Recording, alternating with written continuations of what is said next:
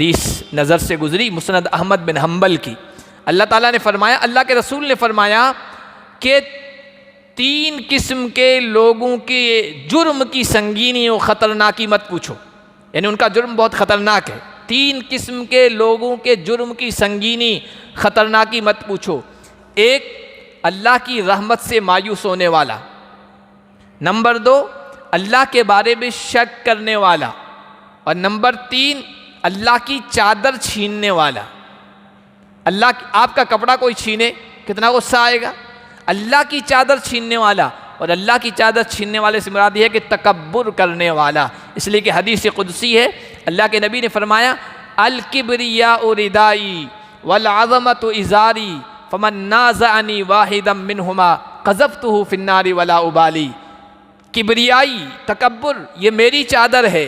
अज़मत, बड़ाई, ये मेरी इज़ार है। जो कोई भी मुझसे इन दोनों को छीनने की कोशिश करेगा, यानी बड़ा बनना चाहेगा, मुतकब्बिर बनना चाहेगा, तो मैं बग़ैर कोई परवाह किए जहन्नम उसे ऐसे फेंक दूंगा जैसे कोई किसी चीज़ को ऐसे फेंक देता है, उसकी कोई परवाह नहीं होती है। तकब्बुर अल्लाह को पसंद नहीं है, तो इन्होंने तकब्बुर की राह अपनाई। इसकी कौम ने भी फ़नब्बज़नाहुम फ़िल यम्म, हमने समंदर में यूँ फेंक दिया उनको और गर्क कर दिया।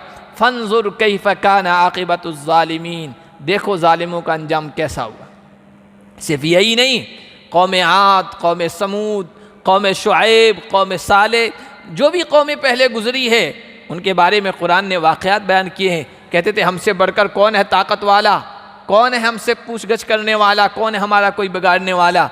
अल्लाह ने ऐसा पटका और फिर कहा कि देखो सरकशों का अंजाम ऐसा ही हुआ करता है।